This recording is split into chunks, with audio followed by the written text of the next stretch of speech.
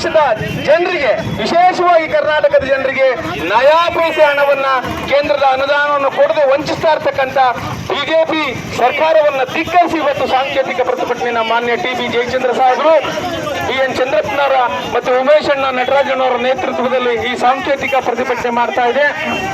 ನಮ್ಮ ತೆರಿಗೆ ನಮ್ಮ ಹಕ್ಕು, ನಮ್ಮ ತೆರಿಗೆ ನಮ್ಮ ಹಕ್ಕು, ನಮ್ಮ ತೆರಿಗೆ ನಮ್ಮ ತೆರಿಗೆ ನಮ್ಮ ತೆರಿಗೆ ನಮ್ಮ ತೆರಿಗೆ. बोलो कांग्रेस पार्टी के, बोलो कांग्रेस पार्टी के, ಟಿ.ಬಿ. ಜಯಚಂದ್ರ ಸಾಹೇಬರಿಗೆ, ಟಿ.ಬಿ. ಜಯಚಂದ್ರ ಸಾಹೇಬರಿಗೆ, ಬಿ.ಎನ್. ಚಂದ್ರಪ್ಪನವ್ರಿಗೆ, ಬಿ.ಎನ್. ಚಂದ್ರಪ್ಪನವ್ರಿಗೆ ಧನ್ಯವಾದಗಳು. ಹೀಗೆ 10 ವರ್ಷದ ಹಿಂದೆ ಕೇಂದ್ರ ಸರ್ಕಾರ, ಬಿಜೆಪಿ ಸರ್ಕಾರ ಜನಗಳಿಗೆ ಏನೆಲ್ಲ ಆಶ್ವಾಸನೆಯನ್ನು ನೀಡಿದರು. ಅವರು ಹೇಳಿದರು ವಿದೇಶದಲ್ಲಿ ಕಪ್ಪು ಹಣ ಇದೆ, ಕಪ್ಪು ಹಣವನ್ನು 15 ಲಕ್ಷ ಪ್ರತಿಯೊಬ್ಬರ ಅಕೌಂಟ್ಗೂ ಕೂಡ ಹಾಕ್ತೇನೆ ಅಂತೇಳಿ ಅಕೌಂಟ್ ಓಪನ್ ಮಾಡ್ತಿರು. ನಾವು ನೋಡ್ತಾ ಇದ್ದೀವಿ, 10 ವರ್ಷದಿಂದ ಕಾಯ್ತಾ ಇದ್ವಿ ಏನಾರ ದುಡ್ಡು ಬಂದಿದೆಯಾ ಅಂತ ಹೇಳಿ. ಏನೂ ಬಂದಿಲ್ಲ. ಈ ಬಂದಿರೋದಿದೆ ಇದೇ ಬಂದು ಖಾಲಿ ಚೊಂಬು ಉದ್ಯೋಗಗಳನ್ನ ಕೊಡ್ತೀವಿ.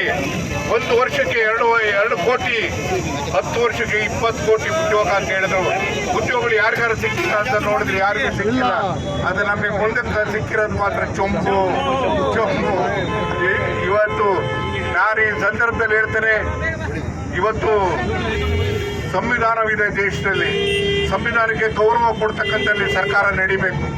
ಆದರೆ ಇವತ್ತು ನಮಗೆ ನಾವು ರಾಜ್ಯ ಎಂದೂ ಕಾಣದೇ ಇರತಕ್ಕಂಥ ಬರವನ್ನು ನಾವು ಕಾಣದೇ ಇರಬೇಕಾದಂಥ ಸಂದರ್ಭದಲ್ಲಿ, ಇವತ್ತು ಕುಡಿಯೋದಕ್ಕೆ ನೀರಿಲ್ಲ ಹಾಹಾಕಾರ ಇರುವಂಥ ಸಂದರ್ಭದಲ್ಲಿ ಇವತ್ತು ಕೇಂದ್ರ ಸರ್ಕಾರ ಮತ್ತು ರಾಜ್ಯ ಸರ್ಕಾರಕ್ಕೆ ತಂದೆ ಆಗಿರ್ತಕ್ಕಂಥ ಜವಾಬ್ದಾರಿಕೆ ಇರುತ್ತೆ.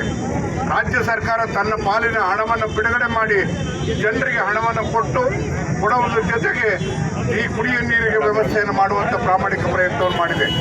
ಕೇಂದ್ರ ಸರ್ಕಾರಕ್ಕೆ ನಾವು ಮನವಿ ಕೊಟ್ಟು 6 ತಿಂಗಳಾಯಿತು. 6 ತಿಂಗಳಾದರೂ ಕೂಡ ಅವ್ರದೇ ಕಳಿಸಿದಂಥ ಸಮಿತಿ ಬಂದು ಸಮಿತಿ ವರದಿಯನ್ನು ಕೊಟ್ಟರು. ಸಮಿತಿ ವರದಿ ಕೊಟ್ಟರು ಕೂಡ ಆ ವರದಿಯಲ್ಲಿ ಏನಿತ್ತು ಅಂತ ಹೇಳಿದ್ರೆ, ಕರ್ನಾಟಕ ರಾಜ್ಯದಲ್ಲಿ 39,000 ಕೋಟಿ ರೂಪಾಯಿನಷ್ಟು ಹಣದ ರೂಪದಲ್ಲಿ ಕರ್ನಾಟಕದ ಜನರಿಗೆ ನಷ್ಟ ಆಗಿದೆ ಅಂತಕ್ಕಂಥ ಮನವಿಯನ್ನು ಕೊಟ್ಟರು. ಅದಕ್ಕೆ ಕೇಂದ್ರ ಸರ್ಕಾರ ವರದಿಯನ್ನು ಪಡೆದ ಮೇಲೂ ಕೂಡ ಇವತ್ತು ಬಂದು ಚುನಾವಣೆ ಸಂದರ್ಭದಲ್ಲಿ ನಿರ್ಮಲಾ ಸೀತಾರಾಮನ್, ಅಮಿತ್ ಶಾ ರವರು 3 ತಿಂಗಳು ತಡವಾಗಿ ಕೊಟ್ಟಿದ್ದಾರೆ, ಅದಕ್ಕೋಸ್ಕರ ಕೊಡ್ತಾ ಇಲ್ಲ ಅಂತಕ್ಕಂಥ ಮಾತನ್ನ ಸುಳ್ಳು ಮಾತು ಹೇಳಿದರು. ಹಾಗಾಗಿ ನಾವು ಸುಪ್ರೀಂ ಕೋರ್ಟಿನ ಮೆಟ್ಲತ್ತುವಂಥ ಕೆಲಸವನ್ನು ಮಾಡಿದ್ವಿ. ಸುಪ್ರೀಂ ಕೋರ್ಟ್ ಚಿಮಾರಿ ಹಾಕಿ ಅವ್ರಿಗೆ ಮೊದಲು ಹಣವನ್ನು ಕೊಡಿ, ಸಂವಿಧಾನಬದ್ಧವಾಗಿ ಪ್ರಕೃತಿದತ್ತವಾಗಿ ನಷ್ಟ ಆಗಿರ್ತಕ್ಕಂಥ ಸಂದರ್ಭದಲ್ಲಿ ಹಣವನ್ನು ಕೊಡಬೇಕು ಅಂತ ತೀರ್ಮಾನ ಮಾಡಿ ಇವತ್ತು ನಮಗೆ ಕರ್ನಾಟಕದ ಹೋರಾಟಕ್ಕೆ ಜಯ ಸಿಕ್ಕಿದೆ. ಅಂದರೆ ಇವತ್ತು ಸಂವಿಧಾನದ ರೀತಿಯಲ್ಲಿ ಕೇಂದ್ರ ಸರ್ಕಾರ ನಡೀತಾ ಇಲ್ಲ, ಅಪಮಾನ ಮಾಡಿದೆ. ಅವ್ರಿಗೆ ಅಧಿಕಾರದಲ್ಲಿ ಉಳಿತಕ್ಕಂಥ ನೈತಿಕ ಶಕ್ತಿ ಇಲ್ಲ. ಅಧಿಕಾರದಿಂದ ಕಿತ್ತೋಗಿಬೇಕಾದಾಗ ಜನ ತೀರ್ಮಾನ ಮಾಡಬೇಕು ಅಂತೇಳಿ ಮನವಿ ಮಾಡ್ತಿದ್ದಾರೆ. ನಮಸ್ಕಾರ.